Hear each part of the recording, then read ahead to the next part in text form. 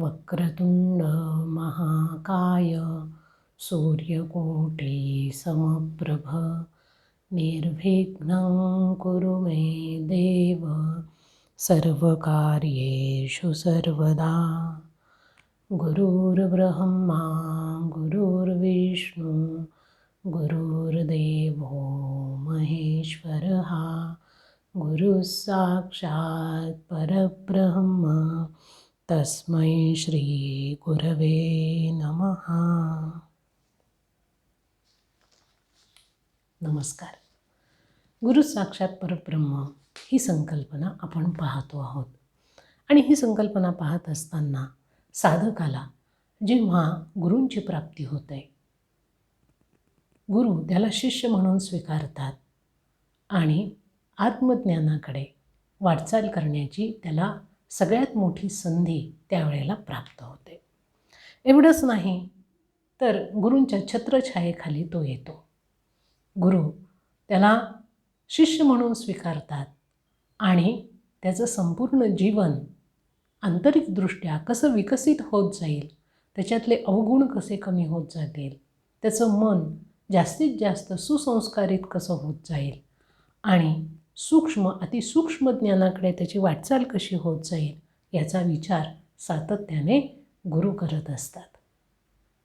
आणि हा विचार करत असताना एकेका अवस्थेतून गुरु त्याला आपल्या सच्चिदानंद तत्वाकडे नेत असतात. हा जो आंतरिक प्रवास आहे हा प्रदीर्घ असा प्रवास असतो आणि या प्रवासामध्ये सद्गुरू कायम आपल्याबरोबर असतात. फक्त ती जाणीव त्या शिष्याने कायम ठेवायला हवी. गुरु ज्या वेळेला साधकाला शिष्य करतात त्यावेळेला केवळ त्या गुरु आणि शिष्य या दोघांमध्ये तो आध्यात्मिक संबंध प्रस्थापित होत नाही, तर तो जो शिष्य असतो त्याचा आपल्या संपूर्ण गुरुपरंपरेशी एक दृढ असा संबंध त्या ठिकाणी तयार होतो. तो त्या परंपरेशी आत्मिक पातळीवरती जोडला जातो. त्याचं भानही शिष्याने ठेवायला हवं की आपला संबंध केवळ गुरूंपुरता मर्यादित नसून गुरूंची जी ज्येष्ठ अशी परंपरा आहे त्याच्यामध्ये ज्ञान आहे, योग आहे, भक्ती आहे, संपन्न असे पुरुष त्याच्यामध्ये होऊन गेलेले आहेत आणि त्यांच्या कृपेमुळेच त्यांच्या आशीर्वादामुळेच ते ज्ञान आपल्यापर्यंत येऊन पोहोचतं आहे. हे सुद्धा त्या शिष्याने लक्षात घ्यायला हवं. आणि म्हणून हा जो काही गुरु शिष्य यांचा संबंध ज्या गोष्टींनी जोडला जातो ती दीक्षा ही अत्यंत महत्त्वाची आहे. मग दीक्षेचे सगळे प्रकार थोडक्यात आपण बघितलेले आहेत. ह्या दीक्षेचे प्रकार जरी वेगळे असले तरी त्याचं ध्येय मात्र एकच आहे आणि ते म्हणजे त्या साधकाला आपल्या आत्मतत्वापर्यंत घेऊन जाण्याचा मार्ग दाखवणे, त्याला तो अधिकार प्रदान करणे. म्हणून दीक्षेमध्ये अधिकार देणे म्हणजे दिलं जातं आणि शिष्याकडून घेतलं जातं. गुरु त्याला ज्ञान देतात, संस्कार देतात, आत्मज्ञान जाणून घेण्याचा अधिकार दिला जातो आणि शिष्य गुरूंकडनं ज्ञान घेतो, संस्कार घेतो आणि आपला तो जो अधिकार आहे तो देखील तो मिळवतो आणि त्याप्रमाणे तो आत्मिक वाटचाल सुरू करतो. फक्त आपण गुरु केले, त्यांच्याकडनं दीक्षा मिळाली की आपल्या जीवनाचं संपूर्ण कल्याण होईल असा भ्रम काही ठिकाणी काही लोकांमध्ये पाहायला मिळतो. असा भ्रम कुणीही पाळू नये.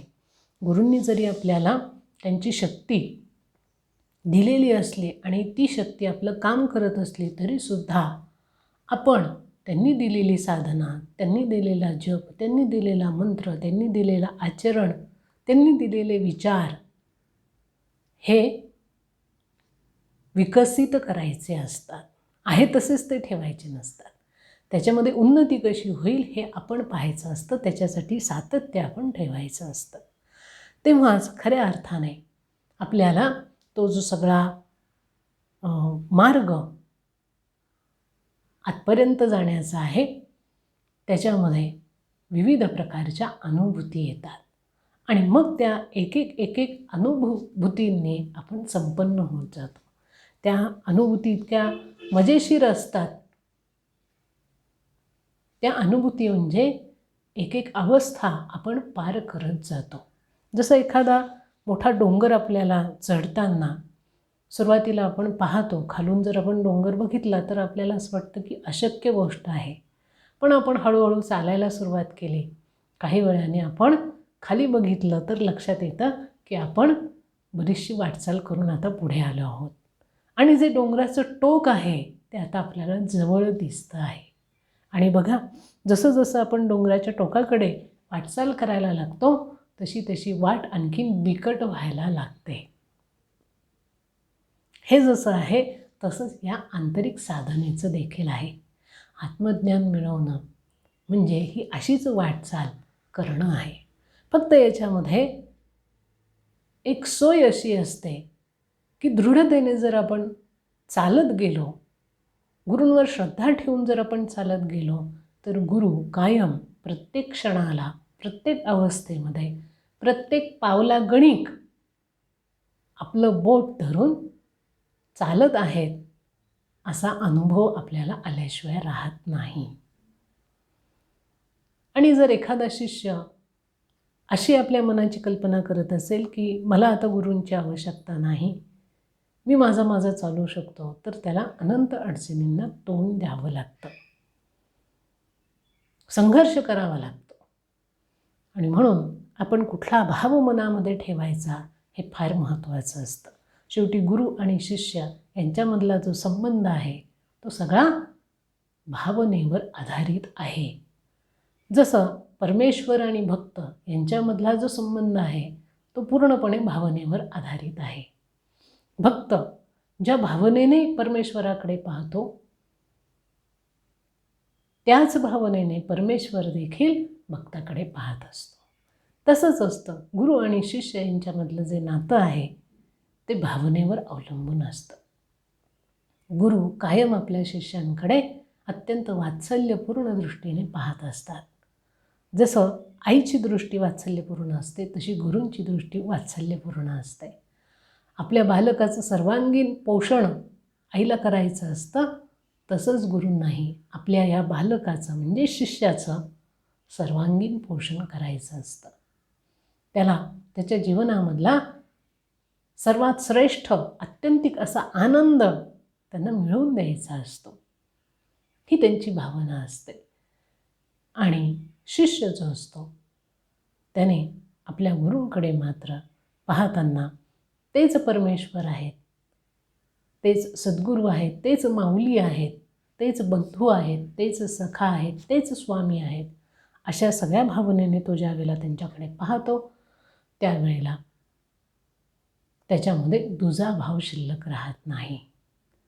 आपलं संपूर्ण मन आणि मनातल्या सगळ्या भावना ज्या वेळेला एकाच ठिकाणी एकवटतात त्यावेळेला त्या एकवटलेल्या भावनांची शक्ती तयार होते आणि त्या शक्तीतून हवं ते साध्य आपल्याला सहजतेने मिळतं. तर म्हणून गुरूंच्या ठिकाणी ज्या वेळेला आपण एकाग्र होतो त्यावेळेला सर्व भावेनं त्यांच्या ठिकाणी समर्पित व्हायचं असतं. तेव्हाच या सगळ्या गोष्टी आपल्याला सहजतेने जमतात. आता पुढचा जो एक भाग आपण पाहणार आहोत की दीक्षा ही जर झाली, दीक्षेतून आपल्याला काय मिळतं तर आपण बघितलं दीक्षेतून सद्गुरू आपल्या अंगी असणारी जी शक्ती आहे, ज्या शक्तीने ते संपन्न असतात, गुरूंच्या अंगी अफाट सामर्थ्य असतं आणि हे जे सामर्थ्य आहे, ही जी शक्ती आहे ती शक्ती ते आपल्या शिष्यामध्ये प्रक्षेपित करत असतात. मग नुसती शक्ती प्रक्षेपित करतात का, तर त्या शक्तीबरोबर ते ज्ञान देखील देत असतात. बघा, आपण सामान्यपणे जे काही जीवन जगतो, व्यावहारिक जीवन जगतो, तर हे जीवन जगत असताना जे आपल्याला ज्ञान मिळतं ते शब्दांच्या माध्यमातून मिळतं. शाळेमध्ये शिक्षक विद्यार्थ्यांना शिकवतात, विविध प्रकारचं ज्ञान देतात. इतिहास आहे, भूगोल आहे, मराठी, हिंदी, इंग्लिश जे काही त्यांचे विषय असतील त्या विषयांचं जे ज्ञान दिलं जातं ते पुस्तकं असतात आणि ती पुस्तकं वाचून दाखवली जातात, समजून दिली जातात शब्दांच्या माध्यमातून. त्या पुस्तकांमध्ये असणारं ज्ञान शिक्षक आपल्या विद्यार्थ्यांना देत असतात. किंवा आपण सुद्धा बाहेरच्या जगामध्ये जेव्हा वावरतो त्यावेळेला वेगवेगळ्या विषयांचे तज्ज्ञ लोक आपल्याला भेटतात. त्यावेळेला त्यांच्याशी आपलं जे कम्युनिकेशन होतं, बोलणं होतं, त्याच्यातून आपल्याला ज्ञान प्राप्त होतं. माध्यम काय? तर शब्द हे माध्यम असतात. पण ज्या लोकांना बोलता येत नाही आणि ऐकता येत नाही त्यांना शब्दांचं माध्यम वापरता येत नाही. आता अशी लोकं देखील समाजामध्ये असतात की ज्यांना बोलता येत नाही, ऐकता येत नाही. मग त्यांना ज्ञान मिळत नाही का? असं होत नाही. बोलता आलं नाही, ऐकता आलं नाही तरी ते काय करतात तर आपले जे ज्ञानेंद्रिय आहेत त्या ज्ञानेंद्रियांना ते चालना देतात. ते लोक डोळ्यांच्या माध्यमातून ज्ञान ग्रहण करतात किंवा जे काही हातवारे केले जातात, जी एक विशिष्ट अशी त्यांची जी लिपी आहे त्या लिपीच्या माध्यमातून ते आपलं ज्ञान जे आहे ते ग्रहण करत असतात. संकेत असतात, त्या संकेतांमधून ज्ञान ग्रहण केलं जातं.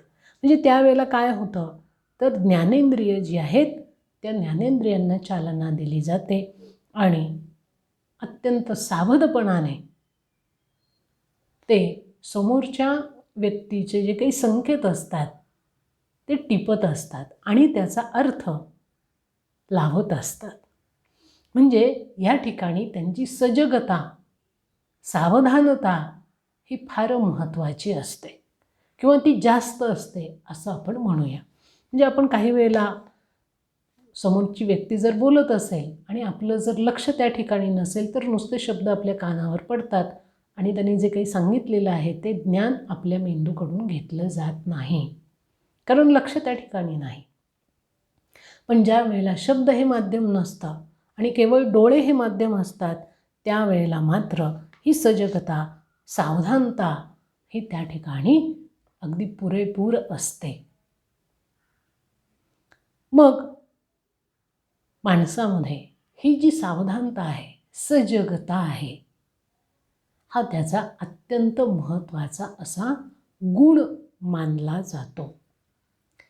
आणि ही सावधानता आपले जे बाह्य इंद्रिय आहेत, बाह्य माध्यमं आहेत ज्ञान घेण्याचे, त्यांच्यापेक्षा अत्यंत व्यापक, श्रेष्ठ असा गुण आहे. आता ही जी सजगता असते, सावधानता असते, ही कुठे असते तर ही आपल्या मनाच्या ठिकाणी असते. आपलं मन सावध आहे आणि बेसावध आहे असं आपण म्हणतो. म्हणजे डोळे जरी एखादी वस्तू बघत असतील आणि मन जर त्या ठिकाणी नसेल तर त्या वस्तूचं आकलन आपल्याला होत नाही, हे आपल्या अनुभवाला येतं. किंवा एखाद्या वेळेला असंही होतं की आपलं मन एखाद्या गोष्टीकडे लागलेलं आहे पण डोळे तिथे जाऊ शकत नाहीत, पोहोचू शकत नाहीत. केवळ मनाची तंद्री, केवळ मनाची एकाग्रता जर आपण त्या ठिकाणी साधू शकलो तर आपल्याला त्या गोष्टीचं आकलन व्हायला लागतं. त्या गोष्टीतले बारकावे जे आहेत ते आपल्याला कळायला लागतात.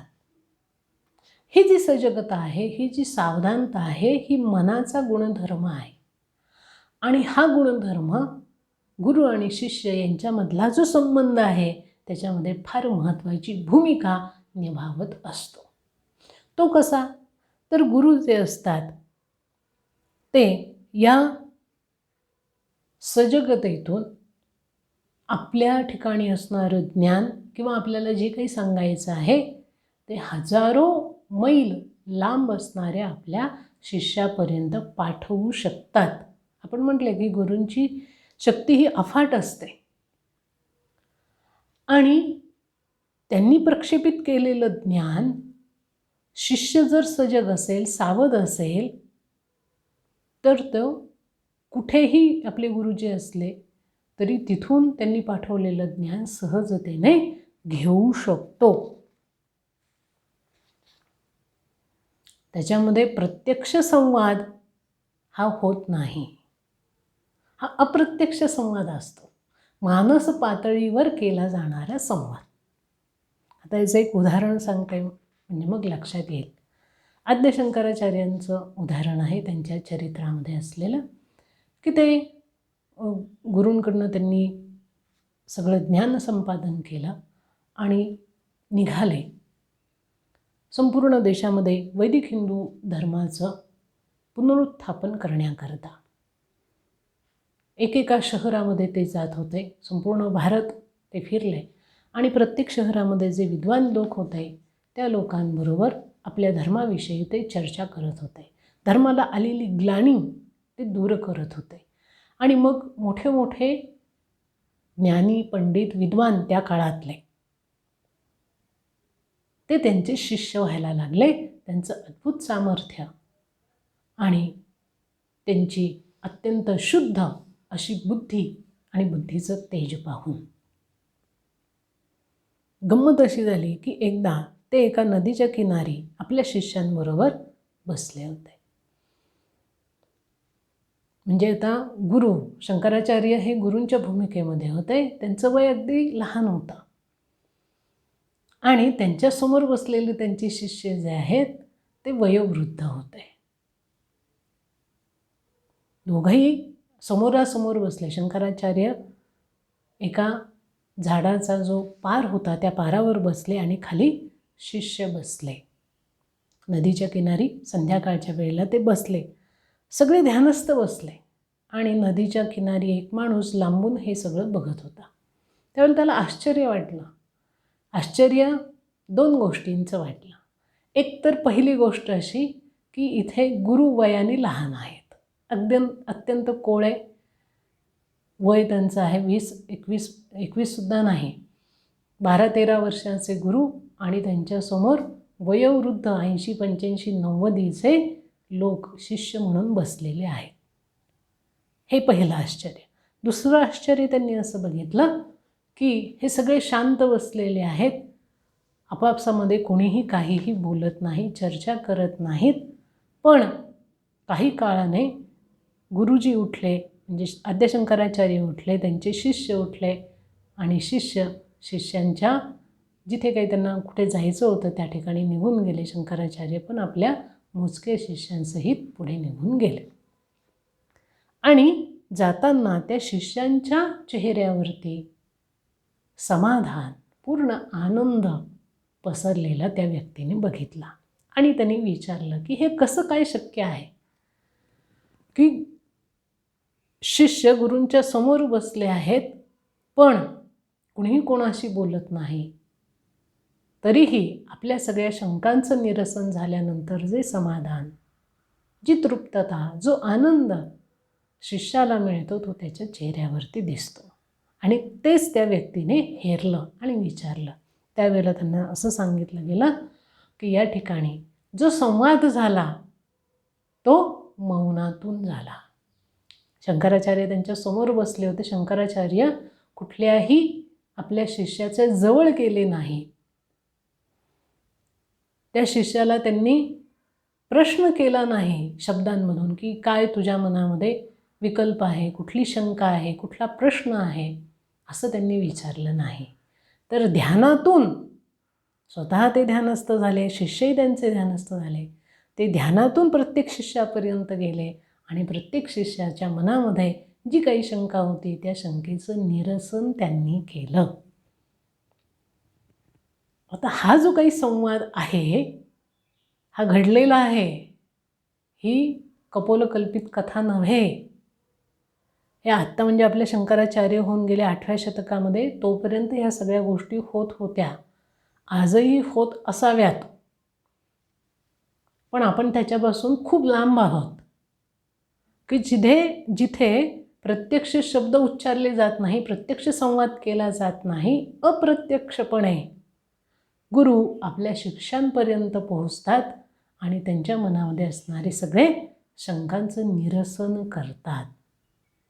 हे जसं आहे तीच ही संकल्पना आहे की गुरु आपल्या शिष्यापर्यंत जो संदेश ज्ञान पोहोचवायचा आहे तो शिष्य किती लांब असला तरी त्याच्यापर्यंत ते ज्ञान देऊ शकतात आणि शिष्य देखील आपल्या गुरूंनी पाठवलेलं ज्ञान सहजतेने संपादन करू शकतो. आता हे कसं होतं, हे कसं शक्य आहे, तर ते आपण आता पाहणार आहोत. सामान्यतः आपण जे ज्ञान ग्रहण करतो ते आपल्या इंद्रियांकडनं ग्रहण करतो आणि ग्रहण केलेलं ज्ञान आपल्या मेंदूमध्ये पाठवलं जातं. जे ज्ञान मेंदूमध्ये जातं त्याच्यातलं काही ज्ञान मेंदू ग्रहण करून ठेवतो आणि बाकीचं सगळं काढून टाकतो. जे ज्ञान आपण प्राप्त करतो ते पूर्वी आपण जे विचार केलेले आहेत आणि ज्या काही क्रिया आपण केलेल्या आहेत त्याच्याने ते प्रभावित झालेलं असतं. म्हणजेच आपल्या बुद्धीप्रमाणे आपल्याला त्या ज्ञानाचं आकलन होतं. बुद्धी जर सतेज असेल तर आपल्याला मिळालेलं जे ज्ञान आहे त्याचं परिपूर्ण आकलन होतं. त्याचे सगळे अंग जे असतात त्या आपल्या बुद्धीला कळायला लागतात. पण बुद्धी जर मंद असेल तर प्राप्त झालेलं ज्ञान जे असतं ते अस्पष्ट किंवा धूसर होत जातं. म्हणजे आपण जर शाळेमध्ये एखाद्या क्लासमध्ये एखाद्या वर्गामध्ये जर मुलं बघितली तर एकाच वयाची मुलं असतात ती, पण प्रत्येकाची बौद्धिक क्षमता वेगळी असते. काही मुलांना शिक्षकांनी सांगितलेली गोष्ट चटकन कळते तर काही मुलांना तीच गोष्ट 4 वेळेला सांगितली तरीही कळत नाही. म्हणजे बुद्धी सतेज असणं आणि बुद्धी मंद असणं याच्यामुळे हा फरक आपल्याला जाणवतो. तसंच हे जे काही आत्मिक पातळीवरचं सगळं ज्ञान देणं आणि ज्ञान घेणं हा प्रकार त्याच संदर्भामध्ये असतो, त्याच अवस्थेमध्ये अनुभवायला येतं. मग शिष्याला जर ज्ञान प्राप्त करण्याकरता काय करावं लागतं, आत्मिक ज्ञान प्राप्त करण्याकरता त्याला बुद्धीच्या पलीकडे जावं लागतं. आता पलीकडे जायचं म्हणजे कुठे जायचं, तर बुद्धीच्या पलीकडे जो शुद्ध चेतनेचा स्तर आहे त्या स्तरापर्यंत त्याला पोहोचावं लागतं.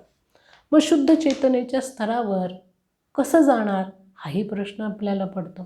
बुद्धीपर्यंत आपली वाटचाल व्यवस्थित होते, पण बुद्धीच्या पलीकडे कसं जाणार? बुद्धीच्या पलीकडे जायचं असेल तर आपल्याला आपले विचार थांबवावे लागतात. साधी गोष्ट आहे ना. आपली बुद्धी काय करते तर वेगवेगळ्या प्रकारचे विचार करते. बुद्धी विचार करत असताना बुद्धीला ते विचार कुठून येतात, तर मन जे काही वेगवेगळ्या संकल्पना करतं आणि आपल्या इंद्रियांकडून ते ज्ञान ग्रहण करतं ते बुद्धीकडे पाठवलेलं असतं. आणि म्हणून मन जे आहे ते वेगवेगळ्या गोष्टींमध्ये स्वतःला बांधून घेत असतं. मनाने स्वतःला काही बंधनं घातलेली असतात की जसं मी स्त्री आहे, मी पुरुष आहे, मी ज्ञानी आहे, मी अज्ञानी आहे, मी संसारी आहे, मी शक्तिहीन आहे.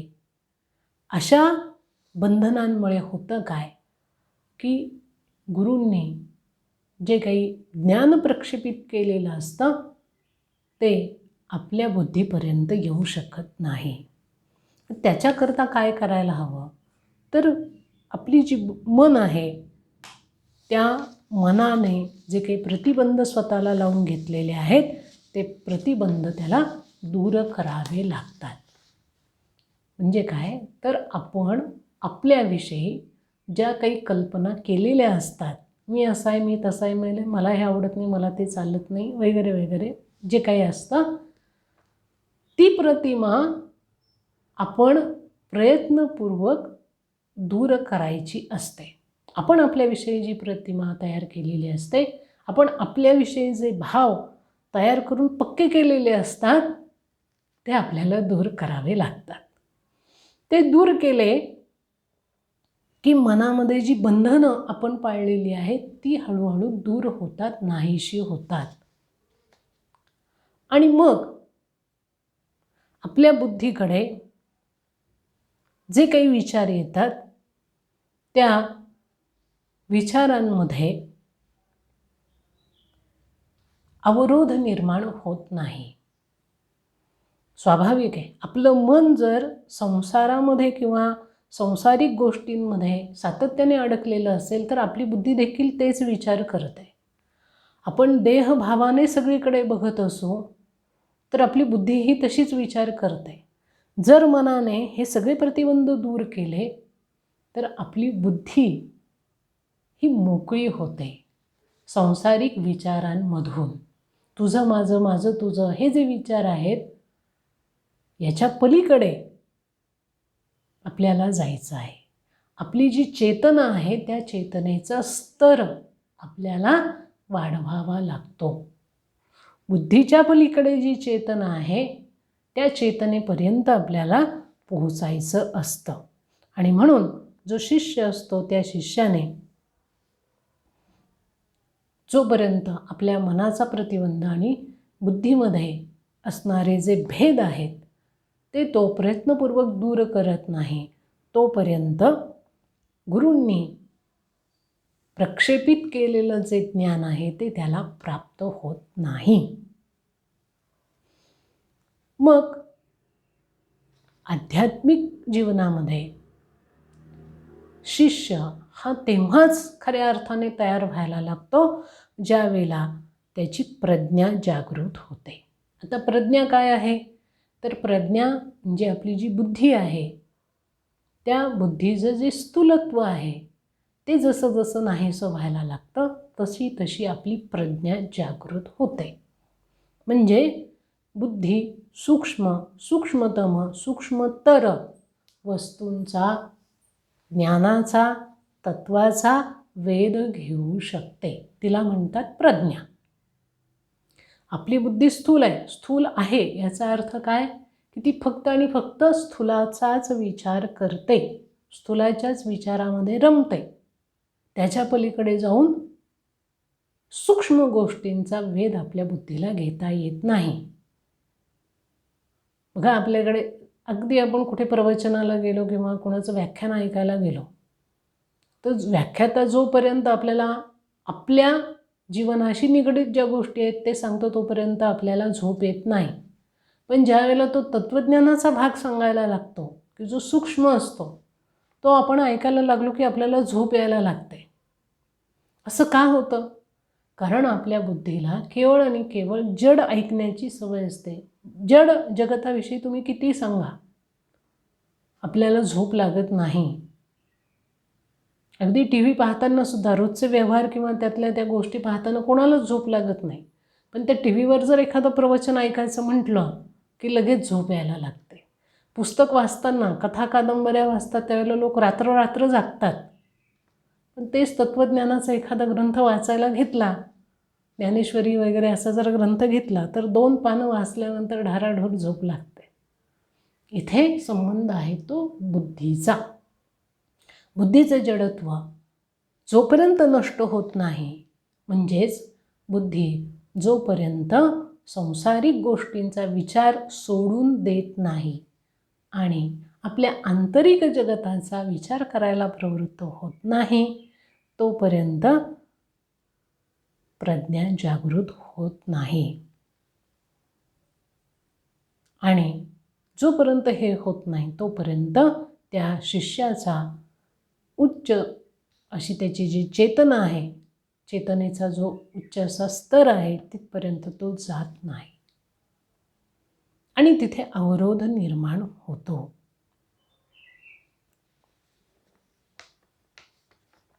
मग जर त्याला आपल्या चेतनेचा स्तर उच्च करायचा असेल, त्याला जर गुरूंनी दिलेलं ज्ञान घ्यायचं असेल, ज्ञानाने संपन्न व्हायचं असेल तर त्याने काय करावं? तर अगदी साधी गोष्ट आहे. आपल्या चेतनेचा स्तर जर वाढवायचा असेल तर गुरूंचं सानिध्यामध्ये त्याने काही काळ राहावं. तसंच आपली चेतनाशक्ती गुरूंच्या चेतनाशक्तीच्या स्तरावर प्रयत्नपूर्वक आणावी. त्याच्यासाठी त्याला प्रयत्न करावा लागतो. म्हणजे व्यवहारातल्या गोष्टी, संसारातल्या गोष्टी ह्या त्याच्याविषयीचं चिंतन त्याने काढून टाकावं आणि आपलं आत्मिक चिंतन त्याने हळूहळू सुरू करावं. ते आत्मिक चिंतन करताना अगदी साधा सोपा मार्ग असा आहे की आपले पंचकोश जे आहेत त्या पंचकोशांचा विचार करत करत आत जावं. कारण लगेच आपण आपल्या आत्म्याविषयीचा विचार करायचा प्रयत्न केला तर ते होत नाही. एवढी लगेच उडी आपल्याला मारता येत नाही. मग आधी आपल्या शरीराचा विचार करावा. शरीराचं स्वास्थ्य कशा पद्धतीने आपल्याला मिळेल, शरीरामध्ये कशा पद्धतीची यंत्रणा काम करते, शरीराच्या अंतर्गत असणारा प्राण कशा पद्धतीने काम करतो, काय चाललेलं असतं आतमध्ये, त्या प्राणाचं महत्त्व काय आहे ते आपण पाहावं. मग आपल्या मनाची रचना समजून घ्यावी. मन केवढं अफाट आहे, केवढं व्यापक आहे, मनामध्ये काय काय भरलेलं आहे, काय आपल्याला हवं आहे, काय नको आहे ते टाकून द्यावं. मग बुद्धीकडे यावं, मग बुद्धीचा विचार करावा.